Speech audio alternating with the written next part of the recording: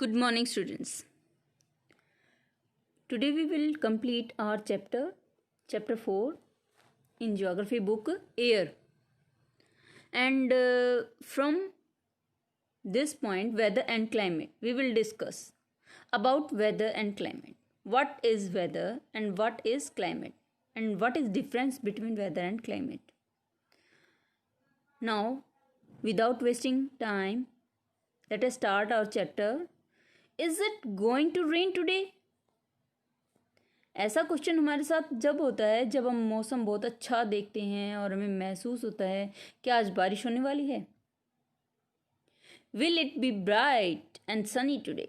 हम question put करते हैं कि आज धूप निकलने वाली है या फिर जैसे पूरा दिन हमें गर्मी रियलाइज करनी पड़ेगी, ऐसा कुछ हमें फील होता है. How many times have we heard this from anxious cricket fans speculating the fate of a one-day match. कि कई बार हम एक्सपेक्ट भी करते हैं कि कई बार जो क्रिकेट फैंस होते हैं वो स्पेकुलेशन करते हैं. स्पेकुलेशन होता है बेटा आइडिया लगाना, फोरकास्टिंग करना कि आज वेदर कैसा रहेगा. तो इस तरह के आइडियाज़ वो लगाते रहते हैं और वो बहुत ज़्यादा एनेक्शियस होते हैं क्योंकि वो वनडे मैच को एंजॉय करना चाहते हैं. क्योंकि वेदर अगर प्लीजेंट होगा, अगर फेवरेबल होगा तभी मैच होता है. अगर बारिश हो जाती है तो जो है ना क्रिकेट मैच क्या हो जाते हैं, कैंसिल हो जाते हैं. That's why if we imagine our body to be a radio and the mind its speaker, weather is something that fiddles with its control knobs. देखिए, अगर हमें इमेजिन करेगी जो हमारी बॉडी है, बॉडी किस चीज़ के लिए वर्क कर रही है, एक रेडियो की तरह वर्क कर रही है. जो हमारा माइंड है वो क्या है, इसका स्पीकर है. दैट मीन्स जब रेडियो सुनते हैं तो उसमें से आवाज़ आती है, तो मोस्ट प्रोबेबली जो मेन थिंग होती है रेडियो के अंदर वो क्या होती है, उसकी वॉइस होती है. तो इसी तरह से हमारी बॉडी के अंदर क्या है कि हमारा स्पीकर क्या है, हमारा माइंड है. जो हम माइंड में सोचते हैं वही तो बोलते हैं. And the same thing whether is something that fiddles that means play with us, it with its control knobs. Weather is this hour to hour, day to day condition of the atmosphere. अब weather की definition है बेटा, ये आप इसको underline भी कर सकते हैं, अदरवाइज मैं आपको अलग से लिखवा भी दूंगी जैसे मैंने आपको नोट्स में प्रोवाइड किया है. सो यहाँ पर बताया गया कि R to R that means घंटे भर में वेदर चेंज होता रहता है. हर दिन कंडीशन जो है डिफरेंट होती है हर तरह से. कई बार तो बारिश का मौसम हो जाता है, कई बार बहुत ज़्यादा धूप होती है. तो ये सारी कंडीशंस क्या होती है, एटमॉस्फेयर की, वेदर के कारण होती हैं. जो वेदर में चेंज आते हैं, हमारे टेम्परेचर में चेंज होता है. कई बार बहुत ज़्यादा हॉट होता है, ह्यूमिड वेदर होता है. एंड कई बार हम बहुत ज़्यादा इरिटेट हो जाते हैं हॉट और ह्यूमिड टेम्परेचर की वजह से. So these are the different things we can express or we can feel during the daytime. A pleasant, breezy weather may make our one cheerful and even plan for an outing. कई बार बहुत अच्छा मौसम होता है, हमारा मन करता है कि हम घूम करके आएँ बाहर. तो ऐसी प्लीजेंट और ब्रीजी वेदर होता है तो बहुत खुश होता है मन. तो ऐसा ही वेदर के अंदर क्या है कि कभी भी कोई भी चेंज आ सकता है, ड्रामेटिक चेंजेस होते रहते हैं इसके अंदर. Weather can change dramatically from day to day. Higher the average weather condition of a place for a longer period of time represent the climate of the place. अब क्या है कि कई बार क्या होता है कि वेदर के अंदर कोई चेंज नहीं आते, काफ़ी टाइम तक वो रुका रहता है. जैसे गर्मी के सीज़न में जून के मंथ में हम देखते हैं बहुत ज़्यादा गर्मी होती है और उसमें बहुत ज़्यादा चेंजेस नहीं आते हैं, सेम क्लाइमेट हम फेस करते हैं. तो उस ज़्यादा समय तक एक ही कंडीशन में बने रहने की सिचुएशन को हम क्या कहते हैं, क्लाइमेट कहते हैं. Now do you understand why we have daily weather forecast? आप समझ गए होंगे कि डेली हमारा वेदर फोरकास्ट क्यों होता है. कभी बारिश का मौसम होता है, कभी गर्मी होती है, कभी बहुत ज़्यादा ह्यूमिडिटी होती है. तो वो सारी चीज़ें हमें डेली पता लगती हैं वेदर फोरकास्टिंग के ज़रिए. अब हमें पता चलेगा, देखिए टेम्परेचर क्या चीज़ होती है. टेम्परेचर से ही हमें पता चलता है कि हमारा डे कैसा है आज के दिन. यानी कि जब हम टेम्परेचर की देखते हैं कि 46 हो गया, बहुत ज़्यादा हॉट होता है, 26, 20, 19, तब हमारा वेदर बहुत अच्छा होता है. एंड द टेम्परेचर, और जो टेम्परेचर है हमारा डिफरेंट टेम्परेचर यहाँ पर हमारे पिक्चर में आप देख सकते हैं. देखिए थर्मामीटर यहाँ पे शो किया गया है, ये किसको मेजरमेंट के काम आता है? मेजर द टेम्परेचर कि कितनी गर्मी है, या फिर हमारा बुखार मापने के लिए भी हमारे डॉक्टर साहब हमारे साथ क्या करते हैं? टेम्परेचर का यूज़ करते हैं, हमारे थर्मामीटर का यूज़ करते हैं टेम्परेचर को मेजरमेंट करने के लिए। Next, barometer. Barometer is the measurement machine for atmospheric pressure. जो इतना एटमॉस्फेरिक प्रेशर हमारा उसको मेजरमेंट करने के लिए, एयर प्रेशर को, तो हमारे बैरोमीटर का यूज़ किया जाता है। अब रेन गेज, रेन गेज से पता चलता है हमारे measure the amount of rainfall कि कितना हमारे यहाँ बारिश हुई, कि उस मेजरमेंट को, रेनफॉल के मेजरमेंट को मेजर करने के लिए हमें किस इंस्ट्रूमेंट का यूज़ करना होता है बेटा? रेन गेज का। विंड वेन, अब यहाँ पर विंड वेन किसके लिए यूज़ करती है? हम किस चीज़ के लिए यूज़ करते हैं? हम किस चीज़ में बेनिफिशियल है? Shows the direction of the wind. Wind vane हमें डायरेक्शन दिखाती है कि किस तरफ से हवा चल रही है। Now let us start our chapter. The temperature you feel every day is the temperature of the atmosphere. जो टेम्परेचर आप डेली फील करते हैं, जैसे हॉट होता है तो टेम्परेचर बहुत ज़्यादा होता है, और ह्यूमिड होता है तो टेम्परेचर थोड़ा लो होता है, और ज़्यादा ठंड होती है तो 16, 17, अब की बार तो सर्दियाँ बहुत ज़्यादा हुई थी तो बहुत ज़्यादा डाउन चला गया था टेम्परेचर। सो एयर से हमें कोल्डनेस का भी पता चलता है, एयर से ही हमें हॉटनेस का भी पता चलता है। So the degree of hotness and coldness of the air is known as temperature. जितनी भी गर्म होगी वो हमें गर्मी का एहसास दिलाती है, कोल्ड होती है तो हमें कोल्ड का एहसास दिलाती है। तो ये सभी हमें कहाँ से पता चलता है? एयर के ज़रिए।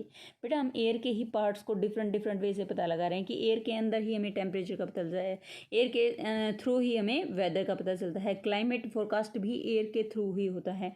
अब एयर के अंदर टेम्परेचर का कैसे पता चलता है? वो हमें हॉटनेस और कोल्डनेस से पता चलता है कि कितना ज़्यादा टेम्परेचर है, कितनी गर्मी है, कितनी सर्दी है।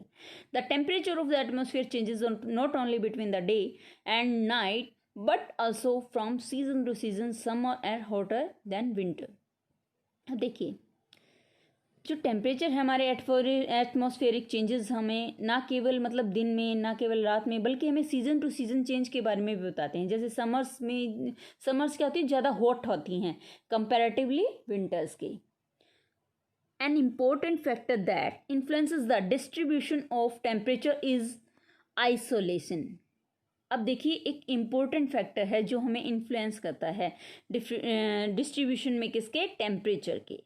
और इंसोलेशन से ही हमें ये चीज़ पता चलती है। इंसोलेशन होता क्या है बेटा? Insolation is the incoming solar energy intercepting by the earth. अब इंसोलेशन क्या है? कि जो सोलर एनर्जी हमें सन से प्रोवाइड होती है वो अर्थ के अंदर किस तरह से इंटरसेप्टिंग, मतलब इंजॉय करते हैं हम। The amount of insolation decreases from the equator towards the pole. अब जो ये अमाउंट है इंसोलेशन का, जितनी भी सोलर एनर्जी हम हीट को मतलब गेन करते हैं, एज्यूम करते हैं हमारे पास में हम यूज़ करते हैं, तो वो सोलर एनर्जी हमारे इक्वेटर पार्ट में जो है, इक्वेटर होता है बिल्कुल centre of the earth, as you know very well, you have read out in class 6।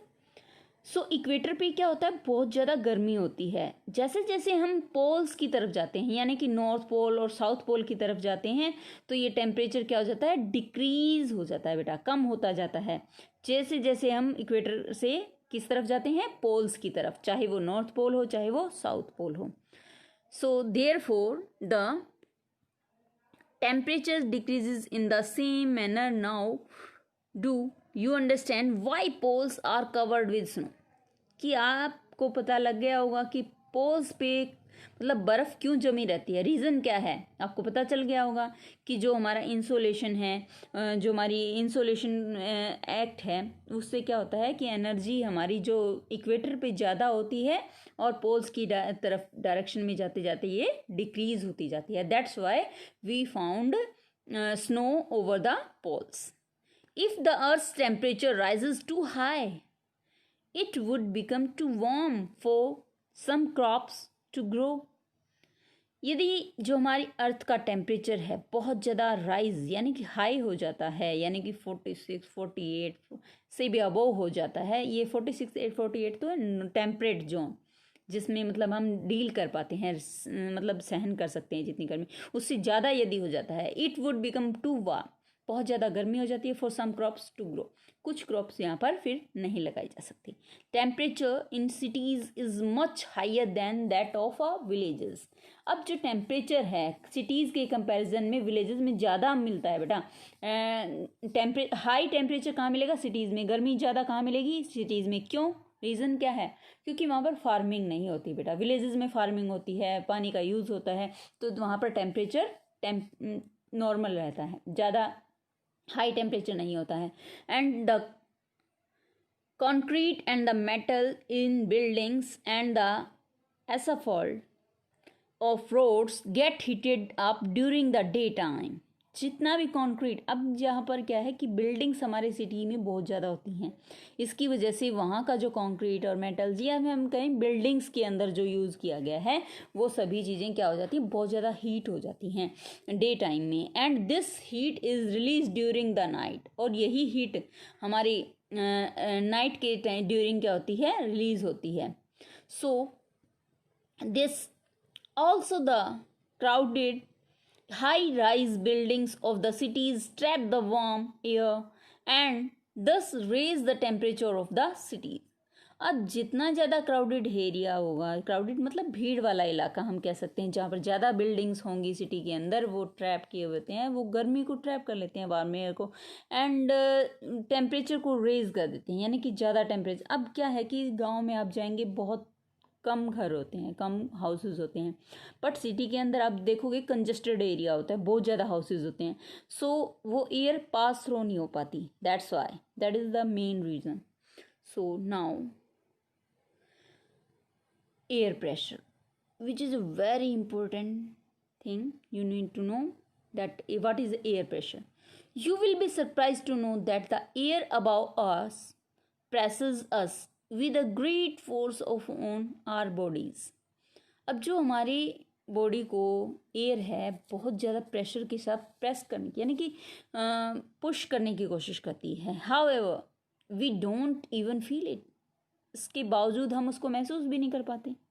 This is because the air pressure us from all directions and our body exerts a counter pressure, you know।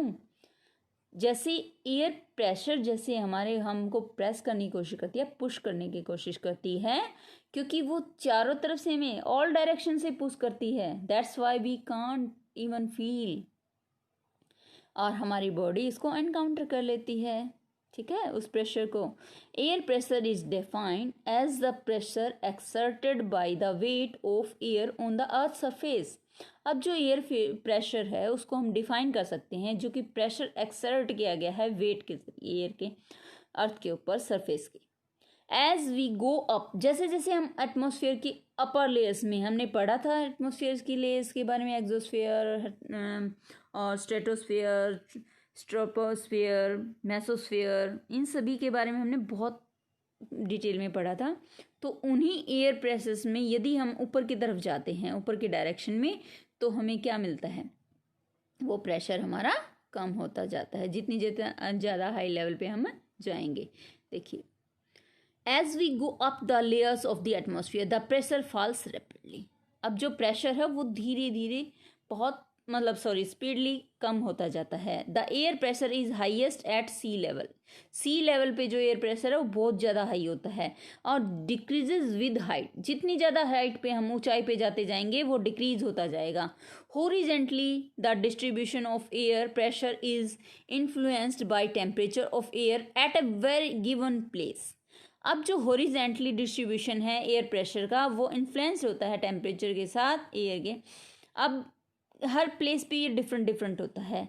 In areas where temperature is high the air gets heated and rises. अब जो area क्या है कि बहुत ज़्यादा temperature में है high temperature में है उसमें एयर क्या है कि बहुत ज़्यादा गर्म हवा मिलेगी आपको और ये ऊपर की तरफ बढ़ती जाएगी। And this creates a low pressure area. इसी वजह से क्या होता है, लो प्रेशर एरिया क्रिएट होता है। Low pressure is associated with the cloudy skies and wet weather. अब जो लो प्रेशर एरिया होगा वहाँ पर क्या होगा, क्लाउड्स होंगे बेटा, स्काई में, आसमान में बहुत ज़्यादा बादल होंगे, लो प्रेशर होगा क्योंकि वहाँ पर फिर ह्यूमिडिटी ज़्यादा इन्हांस हो जाती है। एंड वेट वेदर रहता है। And in areas having lower temperature, अब जहाँ पर कम टेम्परेचर रहेगा द एयर इज कोल्ड। हाँ, अब जैसे 46 डिग्री है तो वहाँ पर तो ठंडी हवा की एक्सपेक्टेशन गलत होगी। अब यहाँ पर यदि हमारे पास 19 डिग्री है, 20 डिग्री है, तब हम एयर की एक्सपेक्टेशन कर सकते हैं कि यहाँ पर कोल्ड एयर हो सकती है।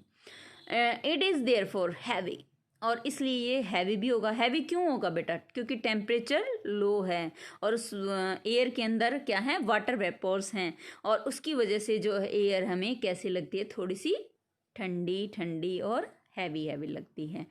Heavy air sinks and creates a high pressure area. अब जब हैवी एयर होगी वो हमें कैसा महसूस कराएगी, बहुत ही अच्छा महसूस कराती है प्रेशर एरिया में। हाई प्रेशर एरिया होगा तो वो एसोसिएटेड होगा किससे, associated with clear and sunny sky, और वो एरिया क्या होगा, बहुत ही क्लियर होगा, सनी स्काई होगा। And the air always moves from high pressure areas to the low pressure areas. अब जितनी भी हम बात करें, एयर का प्रेशर किस तरफ मूव करता है बेटा, हाई प्रेशर एरिया से लो प्रेशर एरिया की तरफ। आपसे ये क्वेश्चन पुट किया जा सकता है एग्जाम में भी कि air moves from which area to which area, so you will define that from high pressure area to low pressure area. Now what is wind, anybody explain it? Yes, so here I give you the definition. The movement of a air, जब air की movement होती है high pressure area से लो pressure area की तरफ वो जाती है, तब हम उसे क्या कहते हैं, विंड कहते हैं। ठीक है बेटा, ये आपसे क्वेश्चन पुट किया जा सकता है, what do you understand by wind, what is wind? So movement of the air from high pressure area to a low pressure area is called wind. Okay, so you can see wind at work as it blows dry leaves down the pavement or uproot trees during a storm. अब देखिए wind क्या करती है बेटा, कई बार ये बहुत अच्छा काम करती है, कई बार बहुत थोड़ा सा परेशान करने वाला काम कर देती है। कैसे करती है, देखिए विंड क्या होती है, ब्लॉ करती है। जब हवा बहती है, ड्राई लीव्स को क्या करती है, ये पेवमेंट्स पे डाल देती है, पेड़ों को अपरूट कर देती है, दैट मीन्स पेड़ों को उखाड़ देती है। कई बार बहुत आक्रामक रूप दिखाती है अपना, जैसे स्टॉर्म आते हैं तो पेड़ उखड़ जाते हैं during a storm. Sometimes when the wind blows gently, you can even see it blowing away smoke or fine dust.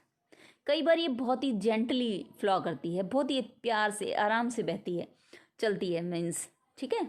तब क्या होता है, मिट्टी हमारी आंखों में जाती है ना, फाइन सोइल को ये उड़ा देती है और हम कहते हैं अरे आंधी आ गई, आंधी आ गई, कहते हैं ना हवा आ गई, हवा तेज बह रही है।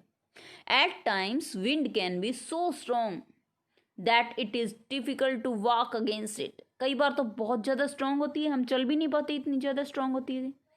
You must have experience it in is not easy to hold an umbrella on a windy day.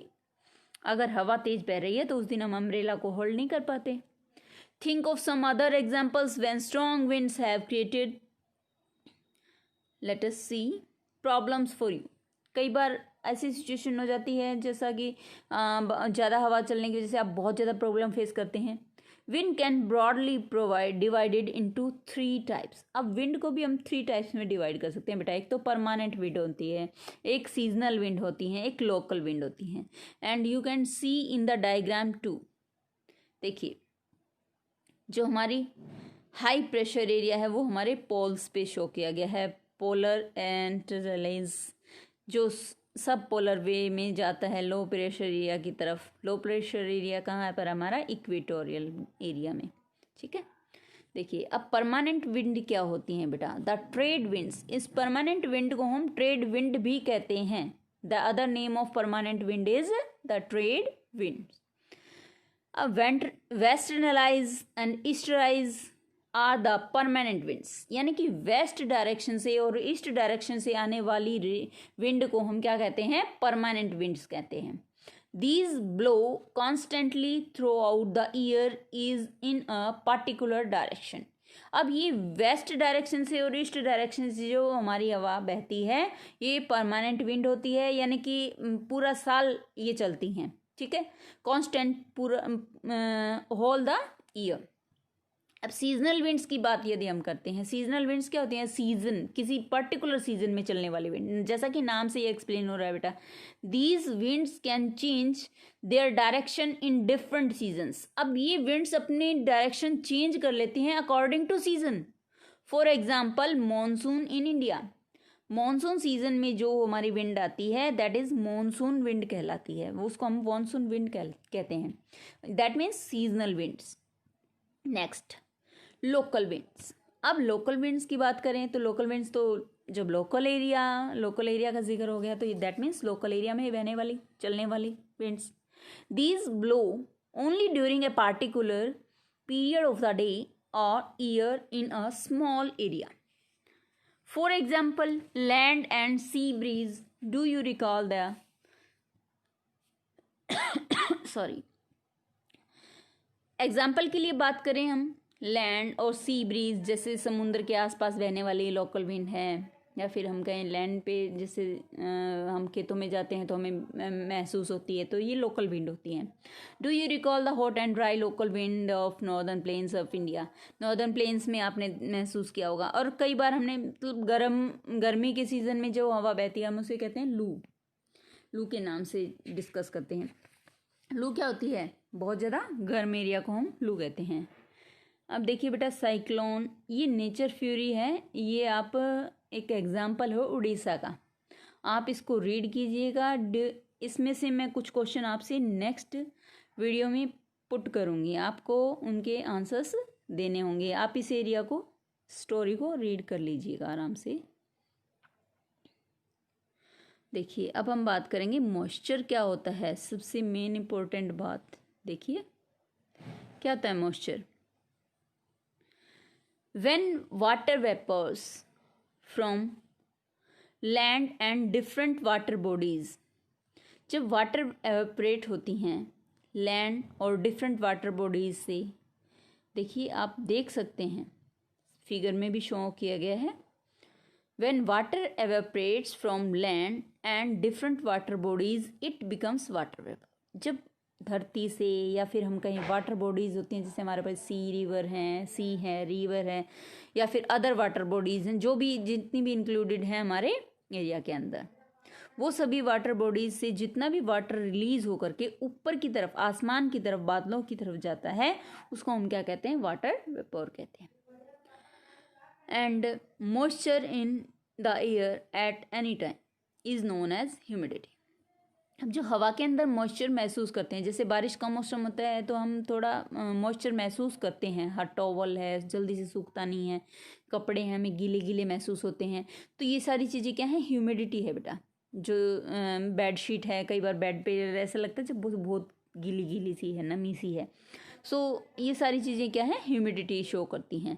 When the air is full of water vapour we call it humid. जब वाटर वेपर से fill होती है air तो हम उसको humid day बोल सकते हैं। As the air gets warmer, अब जैसे ही एयर हो जाती है, गर्म हो जाती है, its capacity to hold and the water vapour increases. अब जो इसकी कैपेसिटी है वाटर वेपर को होल्ड करने की है वो बढ़ जाती है, क्योंकि ह्यूमिड चीज़ से मतलब वाटर वेपर को यदि टेम्परेट जोन में रखा जाता है तो वो ज़्यादा उस चीज़ को, पानी को सोख सकते हैं। On A humid day clothes take longer time to dry and sweat from our body does not evaporate easily making us feel very uncomfortable। अब ह्यूमिड डे में क्या प्रॉब्लम फेस करते हैं हम कि कपड़े जो हैं जल्दी से सूखते नहीं है बेटा, हमें स्वेटिंग नहीं होती है, एवेपोरेशन नहीं होता है, तो हम अनईजी फील करते हैं। ठीक है, कि जैसे हम ड्रिंक करते हैं वाटर तो उसका एवेपोरेशन भी बहुत ज़रूरी है, अगर वैसा नहीं हो तो हम अनकंफर्टेबल फील करते हैं, बहुत अच्छा महसूस नहीं करते हैं। When the water vapours rises, जब वाटर वेपोर्स ऊपर की तरफ जाती हैं, जैसे वाटर बॉडी से हम देख रहे हैं ना, इधर साइड में पिक्चर में शो किया गया है कि जो ऊपर की तरफ आसमान की तरफ जाती हुई दिखाई दे रही हैं। सो यहाँ पर क्या है, when the water vapours rises it start cooling, और ठंडी हवा बहने लगती है। And the water vapour condensed closing formation, अब जब ये कंडेंस हो जाती हैं तो ये क्या होती है, ड्रॉपलेट्स बन जाती हैं वाटर की, ठीक है। And clouds are just masses of such water droplets, अब जब बादल हमें दिखाई देने लग जाते हैं, और ये बादल क्या होते हैं, इन सभी जो ड्रॉपलेट्स हैं इनका एक मास है, यानी कि ग्रुप है। ये सारी ड्रॉपलेट्स ऊपर जाके आसमान में क्या बन जाती हैं, क्लाउड बन जाती हैं। When these droplets of water becomes too heavy, अब जब ये वाटर वेपर हो करके बादल और ज़्यादा हैवी हो जाता है तो ये एयर के अंदर फ्लॉट करने लग जाता है, घूमने लग जाता है।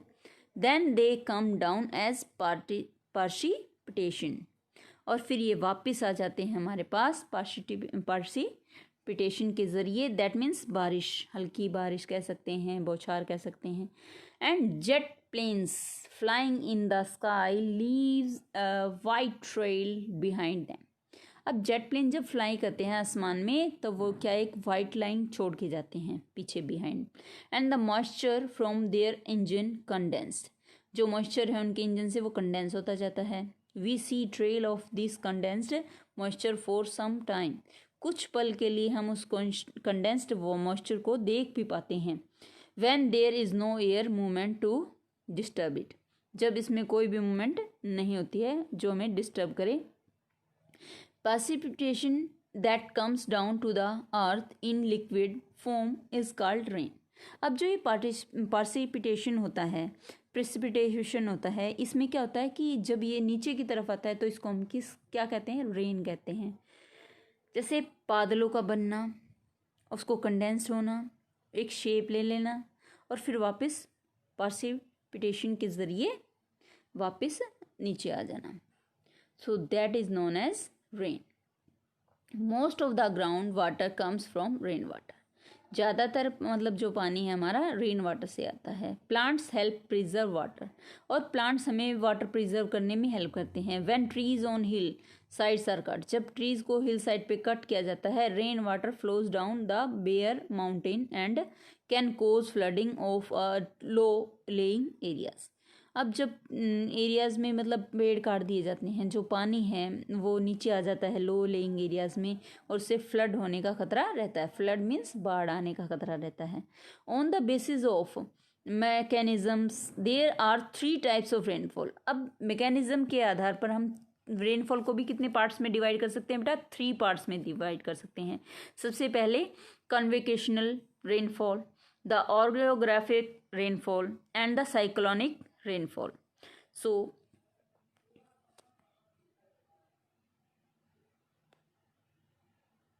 rainfall is very important for the survival of plants, अब रेनफॉल क्या है हमारे लिए और प्लांट्स के लिए, रेनफॉल बहुत ज़रूरी है। अगर रेनफॉल ना हो तो हमारे लिए पॉसिबल नहीं है वाटर के लेवल को बनाए रखना अर्थ के ऊपर। So rainfall is very important for the survival of plants and animals.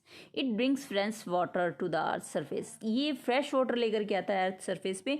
If rainfall is less, water scarcity is and drought occur, कि यहाँ पर जो हमारे पानी की कमी हो जाएगी और बहुत ज़्यादा ड्रॉट, यानी कि वो प्यास कहते हैं हम, ड्रॉट हो जाएगा, सूखा पड़ जाएगा। And on the other hand if it is more floods takes place, और हद से ज़्यादा बारिश होने पर क्या होता है, बहुत ज़्यादा यहाँ पर फ्लड आने का खतरा हो जाएगा। अब दूसरी शेप में स्नो, अब हमने बात की थी बारिश की, रेन के रूप में होता है प्रेसिपिटेशन। अब प्रेसिपिटेशन दूसरी किस फॉर्म में होता है बेटा, एक तो स्नो गिरती है, एक स्लीट होती है, हेल स्टॉर्म्स गिरते हैं। So these are also the parts of, so you have to solve this exercise I have given already to you, all of you. So this is our chapter complete. If you have any query you can tell me in comment box. Thank you, have a nice day for listening the full video. Bye.